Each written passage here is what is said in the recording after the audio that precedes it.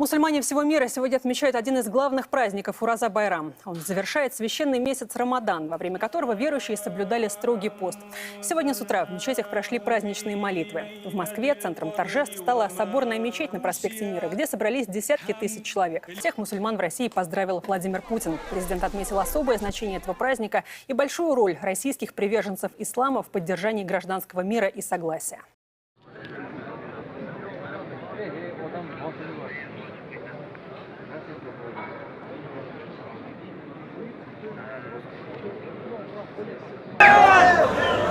Yeah!